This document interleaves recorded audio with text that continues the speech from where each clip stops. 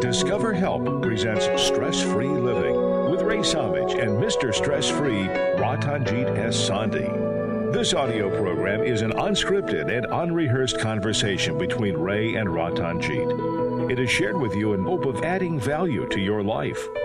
We encourage you to listen to this program in its entirety to receive the full impact of its message. Sit back, relax, open your heart, mind, and soul to this edition of Stress-Free Living.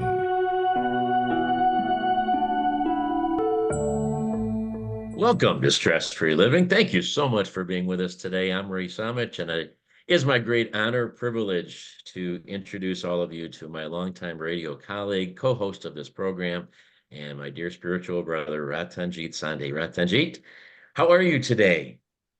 Wonderful, Ray. How are you?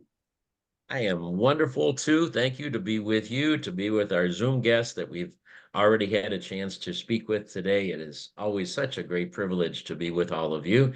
And we have an interesting topic today. It's one that can be very deep and complex if we allow it to be, because I don't think anybody, maybe Ratanjit, maybe you're the exception, maybe, but I think that 99.99999% of us at some point in our life, and maybe many times, are disappointed when things don't work out. We plan something, whether it's maybe just something we're going to do an hour from now, or a week, or a month, or a year from now. We have an expectation of something to happen, and it doesn't go right. It could be as serious and important as a marriage or another relationship. It could be our career that we expect to go a certain path, a business that we're involved with, the way our children are going to turn out, if you will, and what they're going to do. There's so many things that we have an idea of how it's going to be, and it isn't that way. So what do we do? How do we handle that? Are those supposed to be validations that life is tough and learn from those and go beyond it? Are they supposed to be indicators from the divine that that plan maybe wasn't good and we need to change?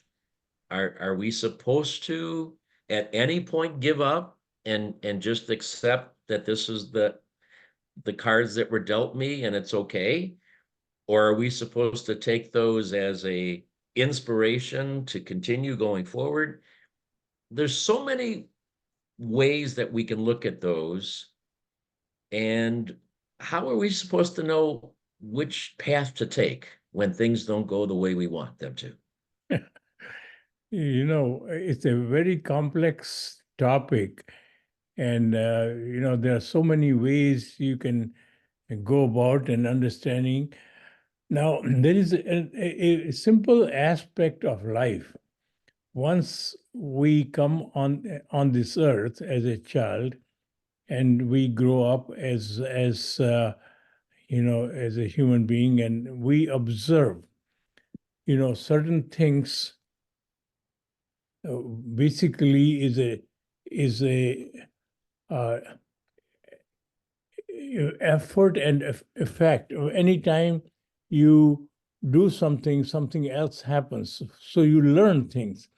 So if you take a hammer and put it against something, it's going to hurt that. And we learn about gravitational force. Things fall. So suddenly the thought is that expectation. When you expect things, you plant a tree and you expect this to grow, right? Sure. You construct a house and you put in one nail at a time, and eventually you have a house. So expectation of building a house with the skills, or with the technology, and with learning, with the skills, it is predictable. So things around us operate scientifically as a predictable phenomena. But we don't realize one thing, that, science has discovered if you take water and boil it it boils at 100 degrees to centigrade, or so. But suddenly, when you take this water on a big hill, which is about 10,000 or 20,000 feet high, and water would boil at much lower temperature. So suddenly that predictability is not there. So when we don't, and also when you take water and freeze it, it freezes at 0 degree. But if you Century. take, yeah, Celsius, and when you add salt to that water, it doesn't freeze at 0 degree. That is what we use for de-icing on the roads. So these are the things we learn. So anytime something doesn't work out as we predicted, something else is at play. So we have to figure that out. That is how we have invented so many things. So anytime things don't work out, a window is open to us to gain more knowledge, more understanding, rather than getting disappointed. That's easy to say in a chemistry lab, okay, when it's a business kind of a thing and you're mixing chemicals and you realize this doesn't work. Well, now let me analyze it and figure out what happened and what the cause and effect are going to be if I make these changes. In real life, all right, our first thought isn't to be analytical. Our first thought is to just say, oh my gosh, how did this happen? I'm devastated. I married this person thinking it was going to be forever, and now we're getting a divorce, or my spouse passed away, or I took this job change thinking this was going to be my career. I went to school and got my degrees, and I'm in this career path, and I hate it. And it's a terrible job, and I don't want to spend the next 30 years of my life in this career. Whatever it might be, my eventually I'm going to analyze them. Eventually I'll look back and say, why did the marriage fail? Or why did I decide not to do this or whatever? But in the moment, the first thing that I think we've got to cope with is getting today, to the next hour, getting to the next day, and coping in the moment with the terrible devastation that I'm feeling for going through this. So can we start with that? What the last thing I'm thinking about is that this is a good, this is a good thing that's happening, and I'm going to see that this is good in the end run. I don't want to hear that. I don't want to think that, because in the moment I'm devastated. How do I get out of that devastation mode? Is there some advice that you would tell me to say, you know, this too shall pass, or something like that? Yeah. You know, basically, it's all about expectation, which is the arrow is coming towards me. My expectation, this is what I expect. And when that doesn't come through, so I have made investment of my time and my money and my emotions, all those things are invested in that Right. final outcome. When that doesn't happen, obviously all the time and money and everything is wasted. So that is obviously a disappointment. And so expectation, when we live with these expectations, obviously we have to have expectation. When you're hungry, this food is going to satisfy you. That is expectation. So the food doesn't satisfy you, it creates illness. Then there is something which is not correct in the food I'm taking. That is what we have to understand. So ultimately, we remain as a student of life, and all these phenomena, disappointment, are always going to give us more knowledge and more understanding of how life works. My mother used to say, all our failures are successes. All our successes are failures. It's kind of funny. When you succeed, you succeeded in spite of your shortcomings. When you failed, your shortcomings are magnified if you analyze them. So you can make those shortcomings, those weaknesses, as your strength. So ultimately, that is why ultimate success happens after many failures. If you keep on trying, if you keep your focus ultimate focus in your in front of you, and you basically understand that things are not going to work out. And obviously, in life, when you perform an experiment in the lab, you can control the conditions. You have higher predictability. In the life, there are so many factors which influence the outcome.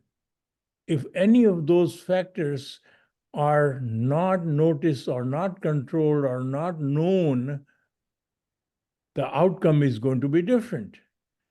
So when the outcome is different, instead of calling it a failure, we call it a different outcome, and understand that outcome, and as a consequence,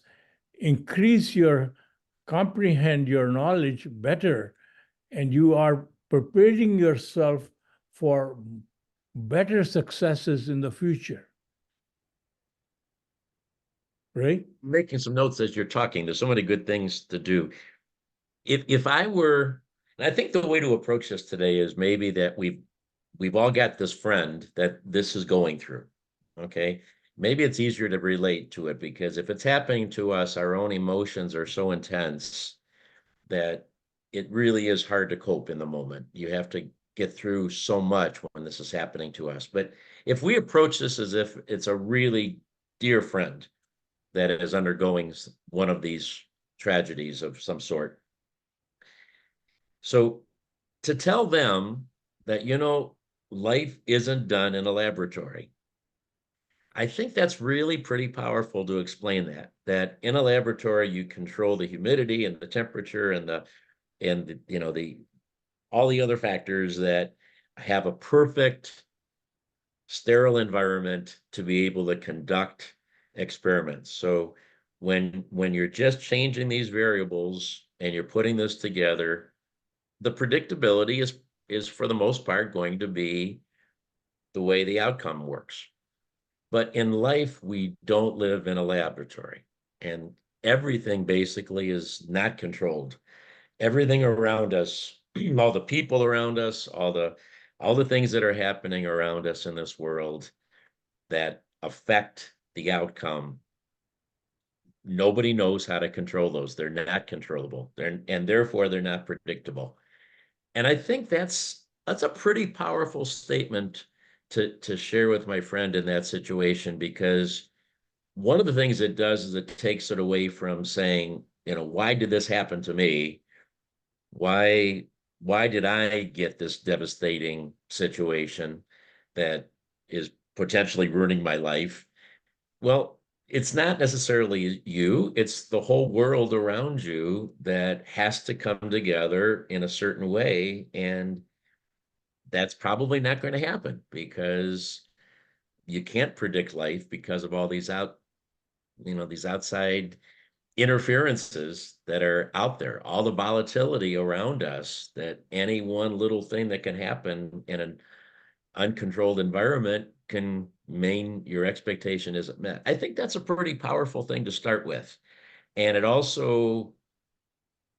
it takes the focus a little bit away from the fact that they've been beaten up on, that they have been picked on, you know, because of them. It's like, well, maybe this isn't my fault. Maybe this is because of the whole world around me and all the influences, because I'm not in a laboratory. Am I recanting that properly? You being a chemist of all, you can really identify with this because you were in those controlled environments when you were doing things like that and just changing one item at a time.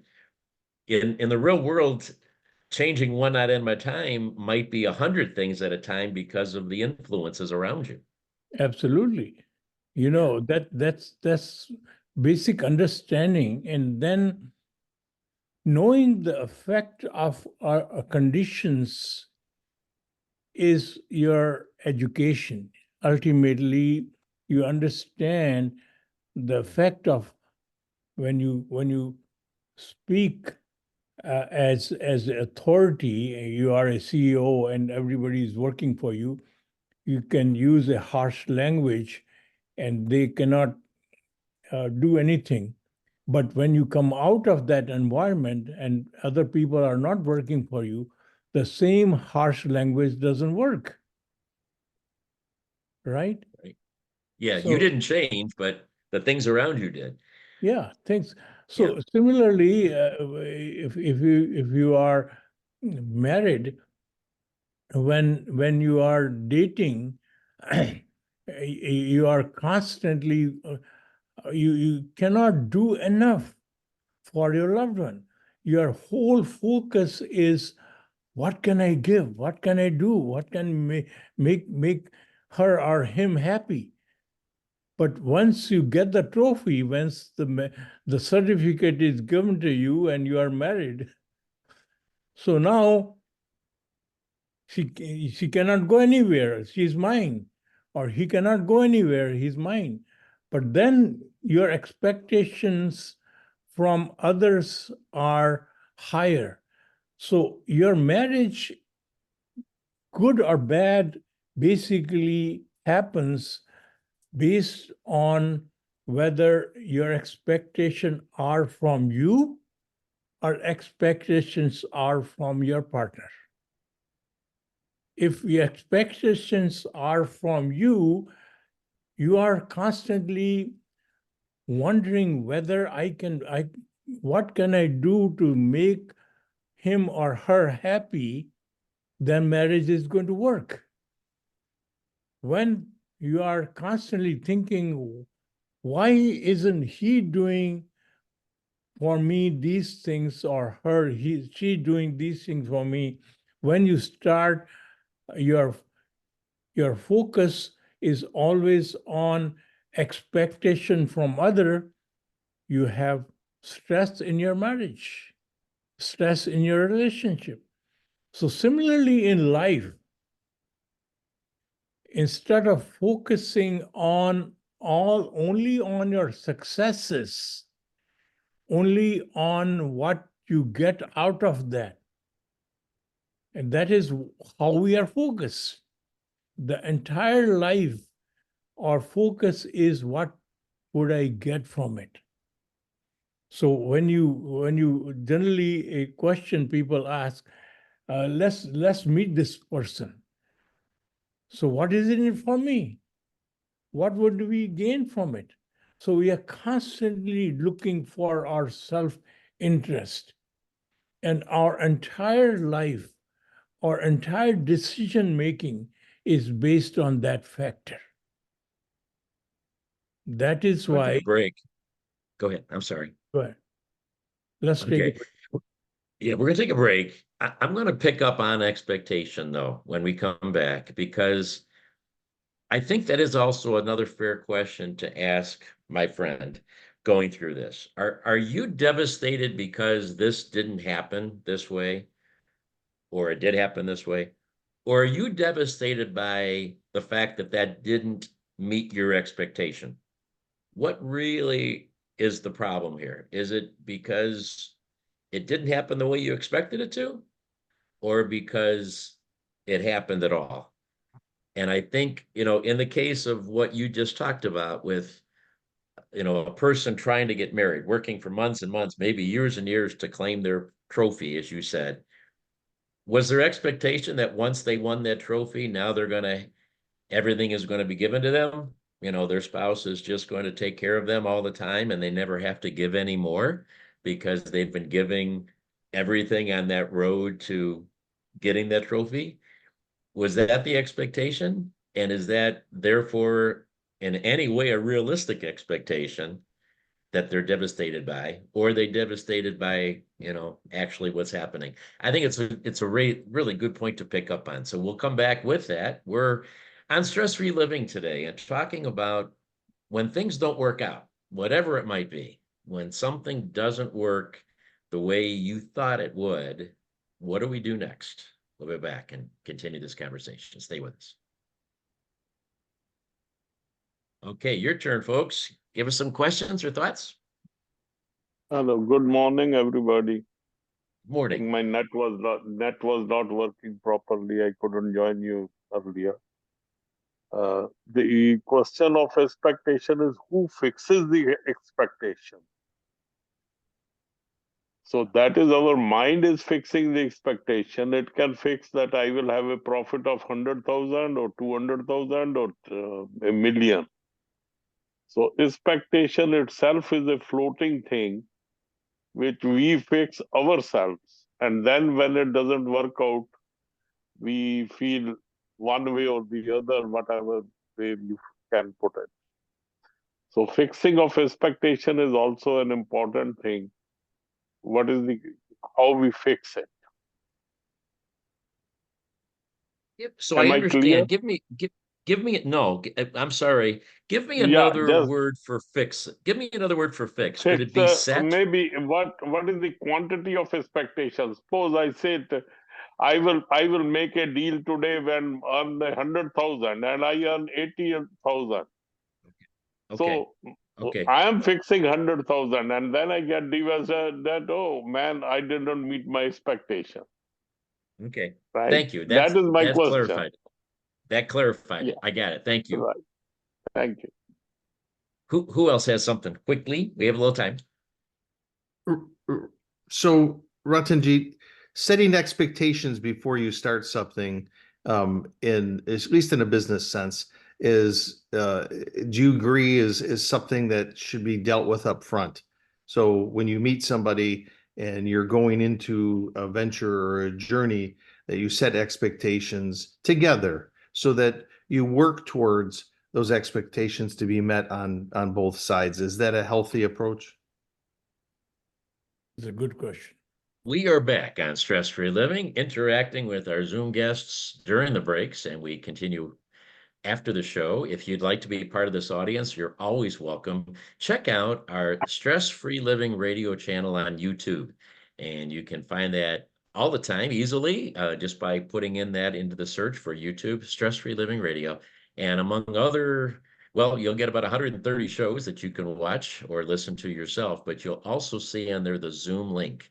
And by clicking on that link on Saturday mornings at 9 a.m. Eastern Time, then you can be a part of our show. We're here almost every Saturday morning. Ratanjit, a couple of really good comments that we got back from our guest, and it is along the lines of expectations, which is where we wanted to go anyway.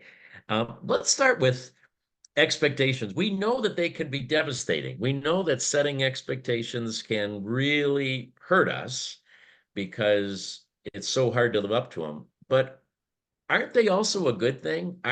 Having expectations before we go into a meeting or into a relationship or into a venture. I mean, setting kind of expectations is seems to make, intellectual sense that we don't go into something blind and without thinking it through. We have thought it through, and this is our expectation. So, especially in something serious, a business, a relationship, a career choice, expectations are good, aren't they? Basically, we all have expectations, It depends on, supposing you go to sell a product, you go to a customer, and if your expectation is to sell, to get an order, that's what your expectation is. Right. Or it could be expectation is to understand their needs, understand if your product really adds value to the customer. So there are two expectations. So when you are uh, expecting to sell, you are going to be nervous because you want that outcome, you want that order. But if your expectation is to understand what really customer needs, customer is going to have higher confidence in you because you are asking those questions. You are not saying, I don't know whether my product is going to work for you or not. I need to understand what your needs are. So suddenly and that expectation you will meet. So the difference is, one is expectation to get, other is to give. When the expectation is to get, it is depends on other parties. When your expectation is from others, they can come true or they cannot come true. They will translate into stress or failure.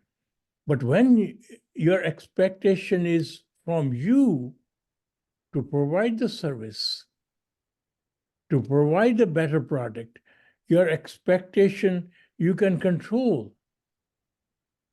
So that is fundamental difference, right? That is really powerful. That really explains a lot. One of the other questions I was going to ask, but you've answered that too, is when we quantify our expectations, when we try to be realistic, when we try to say that we want, 100 of these, or we expect to get 1,000 of these, or we expect to get 1,000,000 of these, are we setting ourselves up for failure? That was kind of going to be my question. Should we always kind of expect, on the low side, and that way we're not disappointed because we still got what we wanted, but we were not reasonable in our expectation. But with your answer, any of those, whether I'm asking for one or 100 or 1,000,000, they're still about what I'm going to get, what's going to come back to me. And the focus, I guess what's crazy about it, and I've learned this lesson, I bet most of our listeners have, is many times when we don't set a quantity, we don't quantify something, we do it in terms of giving. What we do end up getting back is often so much greater than what we would have set as an expectation when we would have quantified it. Absolutely. When we go into it with a giving mode, it's like, wow, I never thought it could be so good. Absolutely. Supposing Yeah. you are going to a customer and you expect, instead of getting the whole order from the entire supply order the customer needs, you get only maybe 50%. Yeah. So we have lowered the expectations. So now, other side is you have no expectation. Basically, you are understanding their needs. You're understanding whether you are going to serve that customer, whether you have to modify your project to suit the customer's need. So when you are in that mode, you may get the 100% order, which you don't expect.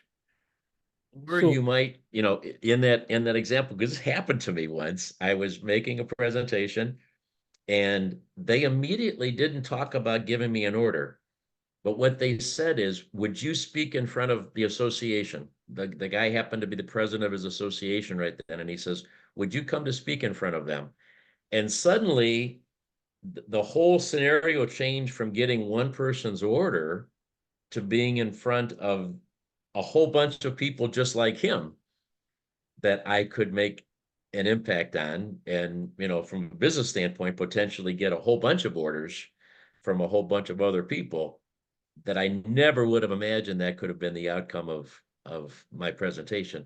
So we don't even know, just like we don't know what's ultimately right for us, we're constantly trying to evaluate what that expectation should be.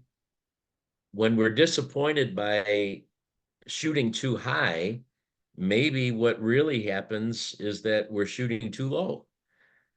We're limiting ourselves because I'm trying to get 100, this guy to order 100 of something, when I could be thinking that if I just try to add value, I could end up with a whole lot more from a whole lot of different people. Expectations is interesting. We've done whole shows on that. And I don't want to minimize this topic just to expectations. I know it's part of it, but it's more than just, to me, this answer is more than expectations, because and let me go back to the question beforehand that I asked just before the break. Do you think that most of the time when we are disappointed with how things didn't work out, do you think that it's our first human natural response that our expectation was not met? Is that what bothers us initially the most? That what we thought was going to happen didn't happen? Or are we devastated by actually what happened?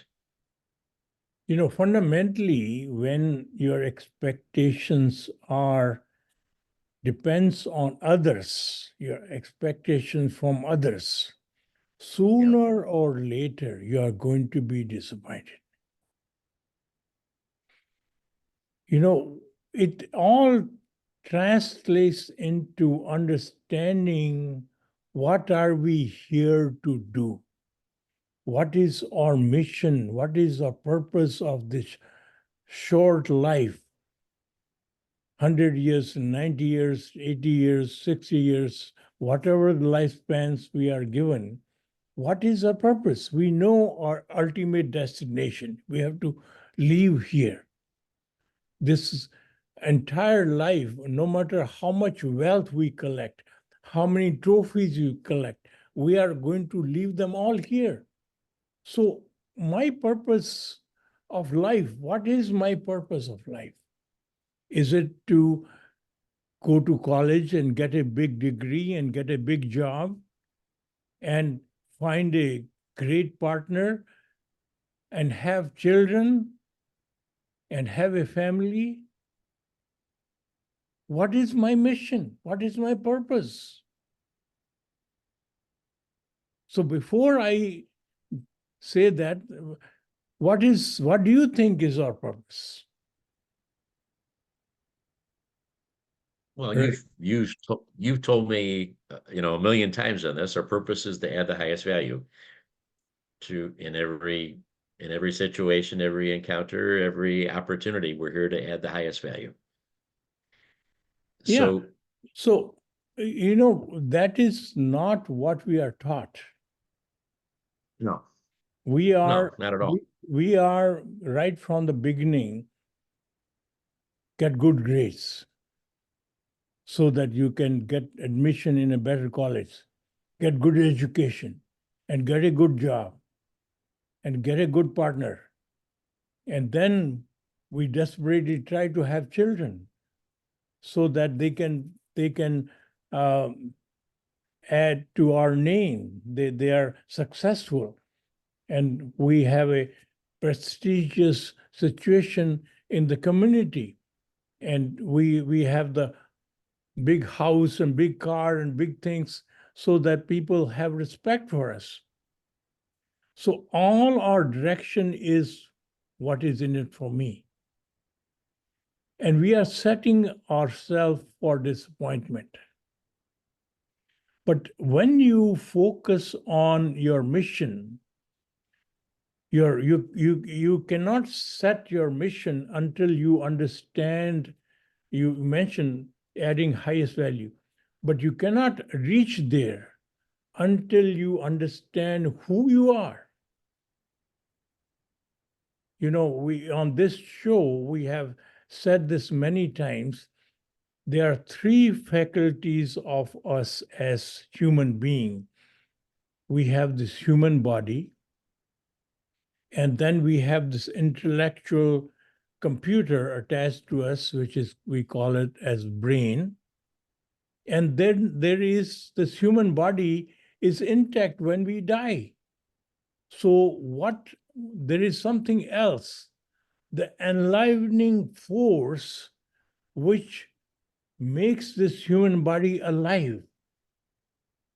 So are we the human body, or are we the enlivening force which enlivens this human body?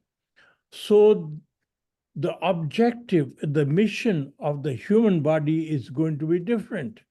And objective and mission of the enlivening force within the human body is going to be different.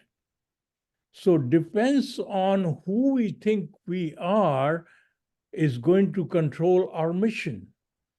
So basically 99% of 99.9% people conceive themselves as the human body.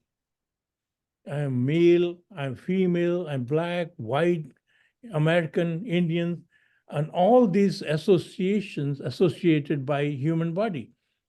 He's my blood relative. He's my, ultimately, as I said many times to you, the real life partner or spouse is not our blood relative, but she or he is the closest to us. So once you establish the relationship with others based on the divinity present within you, enlivening force present within you, so everyone is there, which is part of us.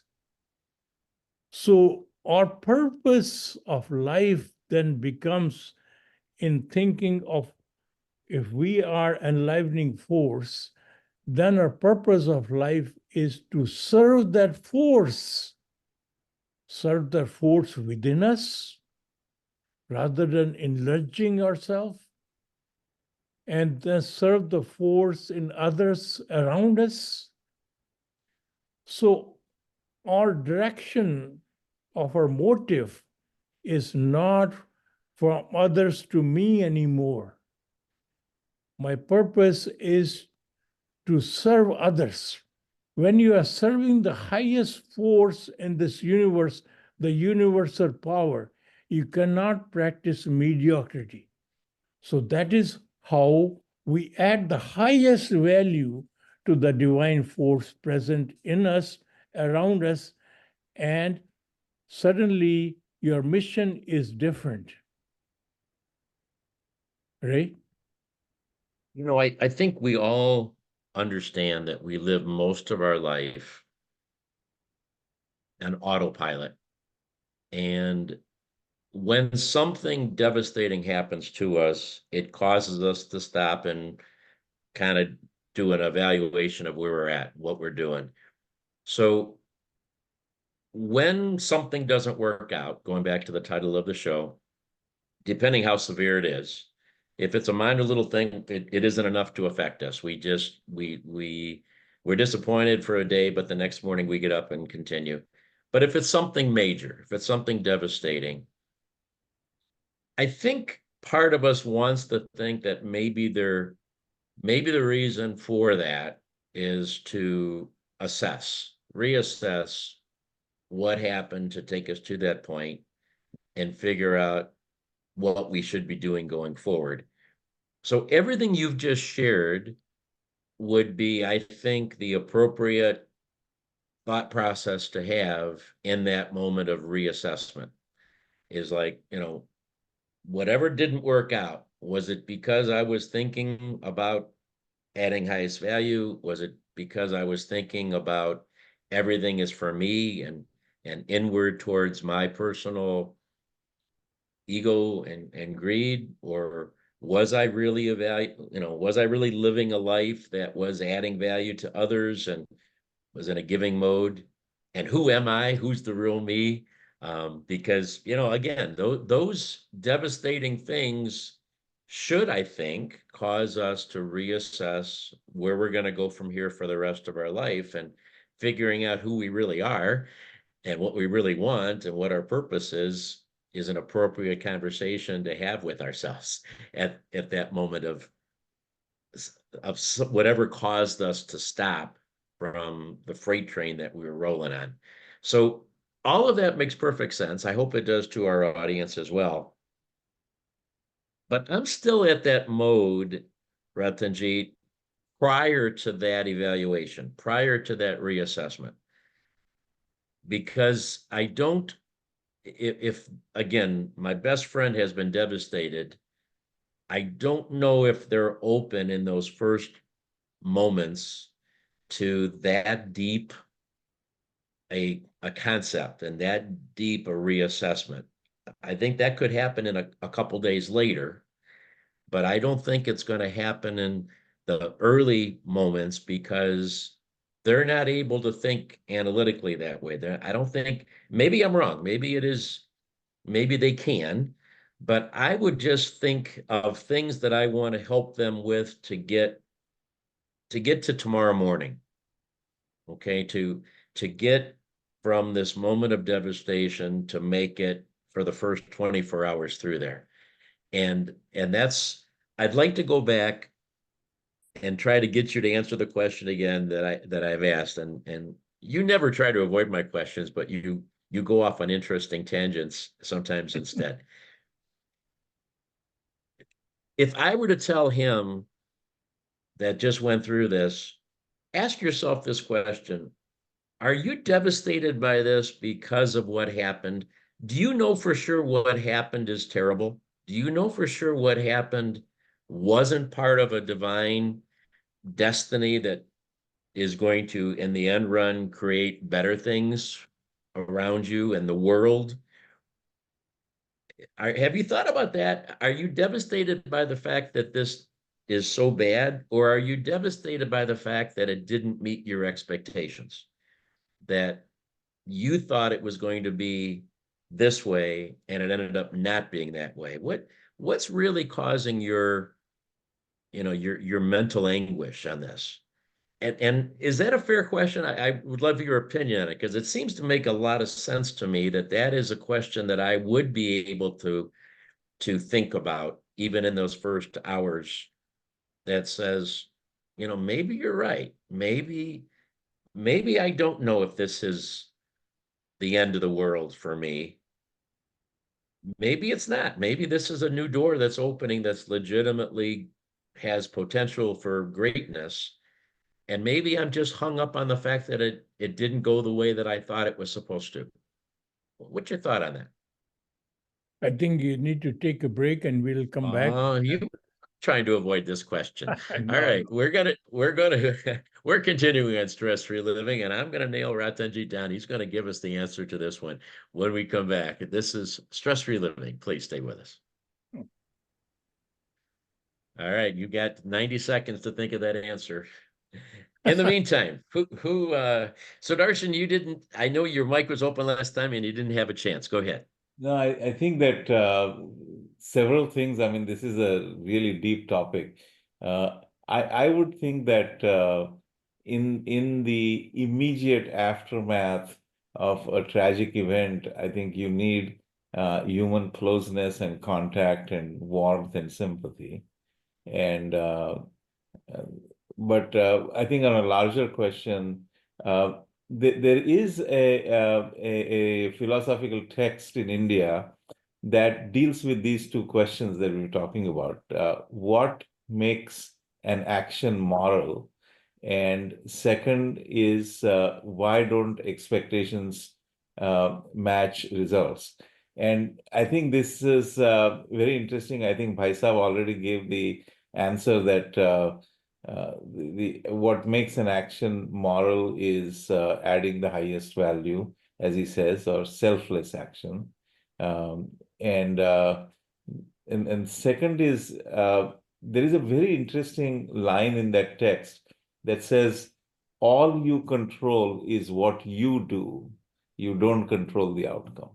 And I think if we just stay on that, and of course, the reason we don't control the outcome is, as Bhai Saab said, other people are involved, you certainly don't control them. When the span is great, you don't control the events, things like that. But all you control is what you do is the thing that I'm hearing in today's conversation, which is really the crux of the matter. Very good. Thank you. Thank you. And we're coming back. This is Stress Free Living. Thank you so much for being with us today. Ratanjit Sandhi and yours truly, Ray Samich, with you. Interacting again with our Zoom guests. We invite you to be a part of that or check out our Stress Free Living radio channel on YouTube.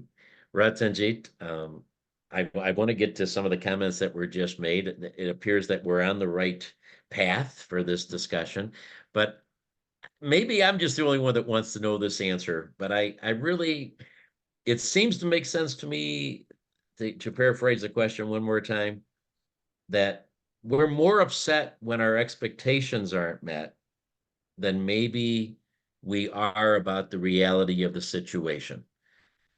And maybe that's again because our inward focus is always on us and what we think and what's in it for me. But do you think that's true? Do you think that if we really assess most disappointments in life, it's not because of what happened, it's because of it didn't meet our expectations?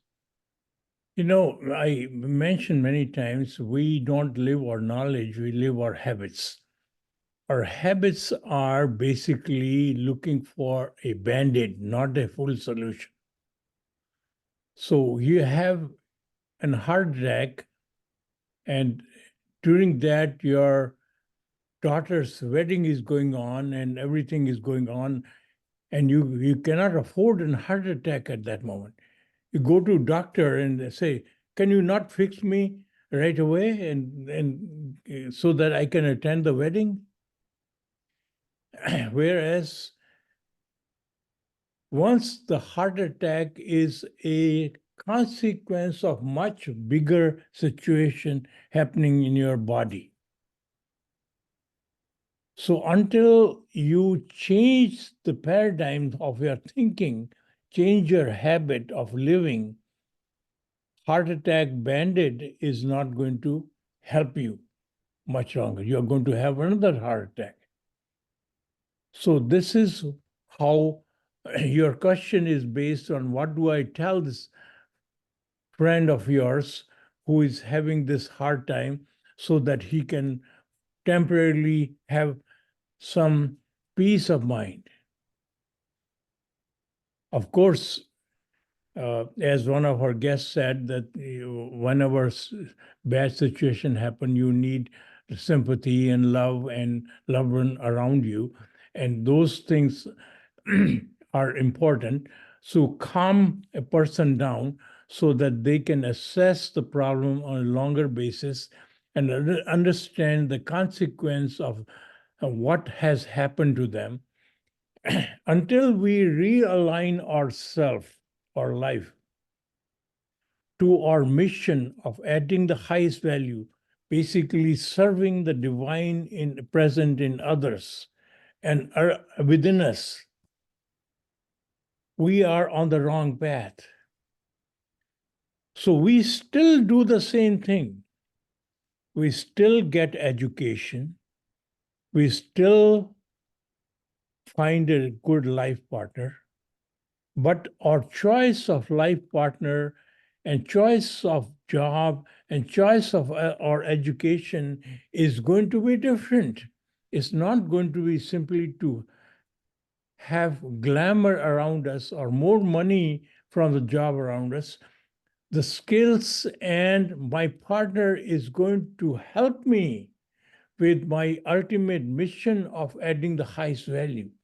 So the choice of my partner is going to be if he or she has the same mindset, so same mission, same understanding. And then when you have children, you are giving the society amazing human beings which you are producing in your house so that they are understanding who they are, what their mission is, what their values are.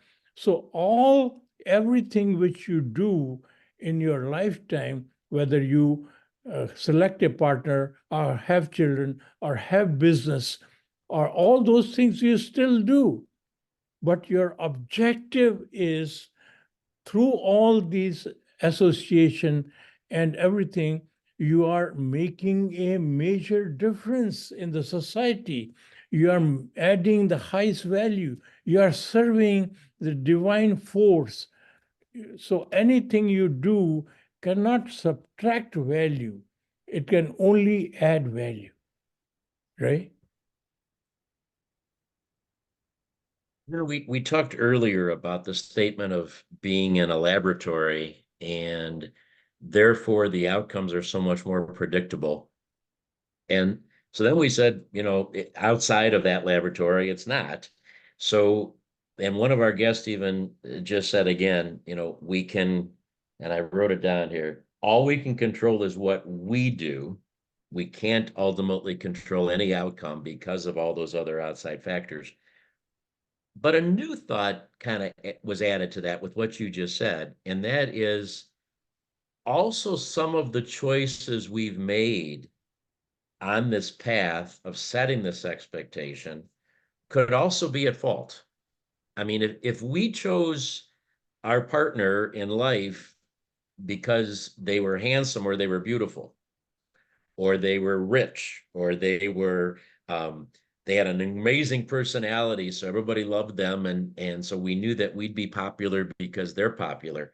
Whatever those reasons were that we chose that partner, or whatever the reason we chose our business partner, or whatever the reasons we chose our career path, if those weren't founded in a value that we're talking about now, such as adding the highest value, or if they're not even aligned with our values at all, whatever those values might be, if they're not aligned with the values that are important to us, then it's almost inevitable that those things aren't going to work out.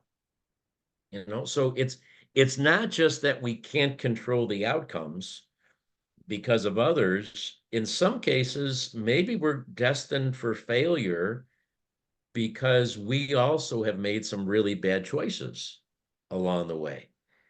And our expectations were set on the fact that we thought we had everything going right. We've got this beautiful girl as our wife, or this handsome man as our wife, and we totally, chose the wrong person because their values are totally different than ours. And, their beauty or their handsomeness is going to dissipate with age. And then what do we have left if that was the only thing that we based a relationship on? So, I think this is a complex. I know it's a very complex topic, but I mean, it's what's on the surface when something bad happens. I think we really do need to dig much deeper into that and not just say God wasn't fair to me. It's like, what caused all this from happening? I think we need a part 2 of this show, Ratanjit. What do you think? It's not really a very complicated topic. It is very simple. Because once we analyze the starting point of this whole life is us, and we have the wrong conception of us, everything is wrong. So True. just to have the fundamental truth about yourself, and everything else will fall into place. Well, let that be the last simplification of this complex, I still think kind of complex topic. Thank you so much, Ratanjit, for sharing your wisdom and love with us, and for everybody for joining us. We're so grateful that you're a part of our program. Remember, we're all playing the same game. Have a great day. We'll talk to you again real soon. Thank you. So we have All right, everybody. Yogesh with us today. We are clear. Yes. Everybody, go ahead Yogesh. and join in our conversation now.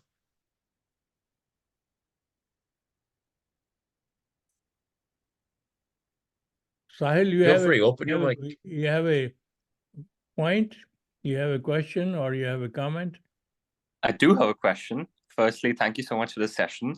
There's quite a lot I learned from this. And my question is more so on a commonly used phrase or a statement that everyone likes to use.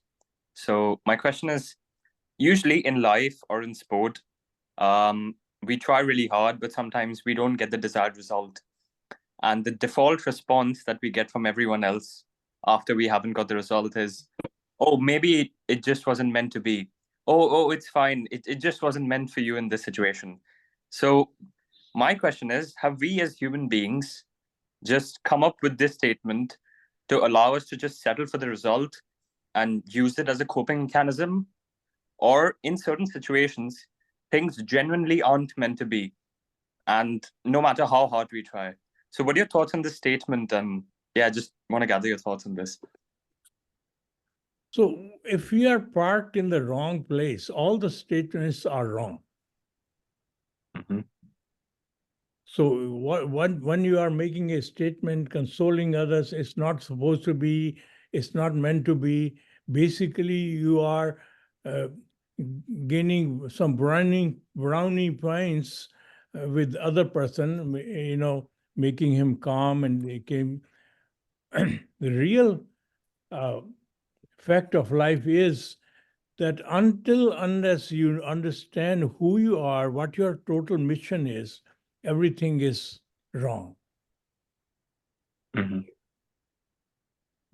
So I don't know whether it's not really knowledge of who you are. Mm-hmm. People have been talking about that forever. It is living that knowledge. It is cultivating into the habit of living in the divine power. You are going to fluctuate into the human body mode and divine mode. That is nature. But your solution, your thinking, your concept, your directions have to come from the divine mode, not the human body mode. Because in the human body mode, they are always going to be infected by ego, your fear, greed. Those kind of things are going to be affecting all your decisions, and they cannot be long-term and sustainable decisions. Interesting. I'm going to ask his question a different way, though, because I don't think you answered it again. Ratanjit, you're dodging our questions today a little bit. Okay. When I say it wasn't meant to be, okay, so just accept that it wasn't meant to be. Is that a legitimate answer? Is that a meaningful spiritual answer, or is that just a cop-out?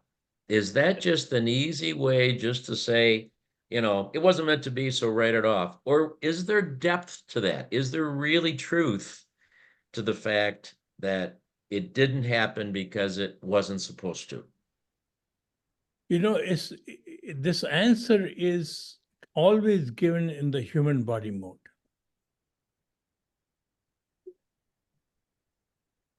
It's not supposed to be, that is right, because all your decisions have been made in the human body mode. So that's why it's not supposed to be. Interesting. Yeah, that is interesting. So I guess you were answering the question, weren't you? Yes. Darn it. YouTube All right. enough to understand in the first place. But yeah. I tried to help. I don't know if I did, but I tried to help you. But I guess you really were answering the question. If all of our expectations were set on that, then it worked out just the way it was supposed to. Yeah. Okay. I think if we understand ourselves well enough, we don't need anyone else to tell us what wasn't meant to be. We know what's meant for us, and I guess we'll just find a way. So I guess that's what Dada was trying to convey to us. I guess that's what I understand. I see this in a slightly different aspect of what Vaisab said about human body mode. If we stay with this idea that all you control is what you do, then the results don't matter in that sense, in the sense that um, this was not meant to be and all that. I also agree that that's an illegitimate statement, not meant to be. I think the legitimate idea would be, did you do everything you needed to do? And that's the end of it. And I think that, and I think one of the confusing things in life is many times our expectations actually do match our results in small ways. We expect to go to office and we actually go to office. We expect to come home and we actually come home. And someone says, go buy bread or milk. And we go to the store, and as expected, we buy bread and milk and come home. So I think the mind gets into the habit of saying that all expectations should be met, because so many of them are met in modern life, especially. So, Absolutely. Yeah, that's a very good point. It really is. Yeah. You know what you said, Sudarshan, that you do all you have control is what you can do. yeah, But again, what you do in the human body mode and what you do in the divine mode is different. no, I agree. That's a much harder lesson, and Yeah, it yeah. has to be So you learned can from do very early on. Yeah. all you want in the human body mode, which is going to be directed by your fear, greed, and ego. Right, right.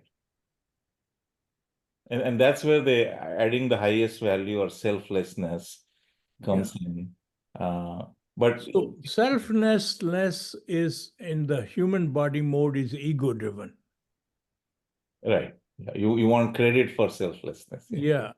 Yeah. And in the divine mode, it is a natural outcome. Yeah. You don't try it. Right, It happens. right.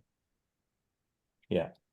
The realized souls are not trying to do good, they just are good. Yeah. They just yeah. So Brian, you have a comment? That was very wise. That statement.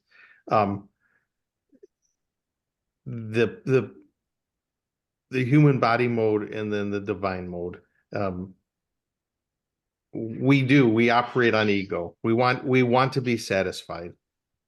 And when we get that out of the way and we work to fulfill an expectation and fill others' expectation, we come together, and then that is the success.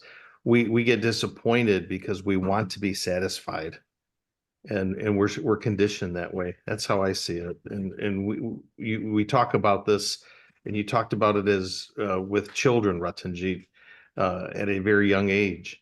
Those expectations get set, and sometimes they're set wrong, and then the focus on that versus the wisdom that I'm hearing today. And for me, with grandchildren, how do you set those expectations to understand that it's not about the things they think it's about? You know, they're getting a lot of distraction in the world today. I look at my grandchildren, there's a lot of distraction in the world today and a lot of flash, and they want. Well, let's back it down a little bit. And when I see them the happiest, it's when they're really not receiving all those things that they think they want. So that you change that expectation. I have a nice time when I take my children, my grandchildren to the cottage. When we get away from all the noise of everything, and I tell them no electronics. No electronics, none of these things. And let's get out in nature. Let's do the things that we share together, we do together. So there's growth in them. And that's when they're the happiest. So I'm listening to what you're saying, and it's very wise. It's a message that everybody needs to hear. You know, you mentioned that sometimes the expectations are wrong. Not sometimes, always. Always. Because we are in the human body mode. Yeah. We have not, first lesson you give a human being who arrives on this earth as a child is who is that person? To understand and cultivate the habit of living in the enlivening force mode. You know, God does not lie in churches and temples. God lies within you as a divine force, which is enlivening you. You are the temple. Whereas when you go to the churches and mosques and gurdwaras and temples, they divide you. They tell you that you are Christian or you are Muslim or you are Hindu or you are Sikh. Whereas you are basically assembly of these worldly things into the human body and enlivened by the divine force, by the God. So until you see the divinity within you, you cannot see the divinity within others around you. So every morning when you get up, stand in front of the mirror and see the divine force which is enlivening you and bow to it. And then remember that during the day. And all your decisions are basically to serve that force, not your daughter or not your wife or not your friend, but the divinity in them. They are basically alive because of the divine force present in them. That is who you serve. Very wise. Thank you. Myself, I like to comment that many times when you say these things, what you just said, I think a lot of people react by saying that, oh, that's too difficult, that's too high, that's too subtle, but what I have found is that a little bit of that practice, let's say that the entire journey is 100 yards, um, even 5 yards on that journey makes your life better than 0 yards.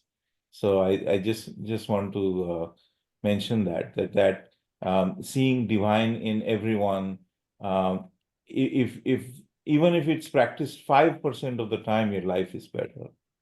So I just want to add that. You don't become a MD in one day. Right. You get enrolled into the school first, and you take one lesson at a time. Right. All those lessons are synchronized. They are based on the same fact and figure. So if your thinking changes, and once you inculcate this thought process of enlivening force, your life dramatically changes. Yogesh, let's hear from you. It's a long time, no see. We miss you. We cannot hear your voice. You have to unmute yourself.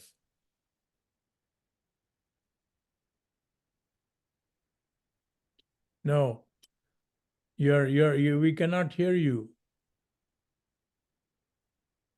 Unmute yourself. There he goes. You got Really? it. Okay, I think you He can hear did. me Go now. ahead. Can you hear me? Yes, we Yeah, can hear now. you. Okay, well, very nice to join after a few weeks. This time is a Saturday weekend time, so sometimes we are generally out shopping or something. Yeah. Anyways, What time is it? my take on this discussion. My take on this discussion is that we get programmed through our childhood, our adulthood, and there is certainly an expectation and satisfaction syndrome. Now, my point, as you have always said, to work in divine mode and leave the human mode of thinking or behavior. But that's a tape recorded version within us. How to get around it? It is not an on-off switch, I think.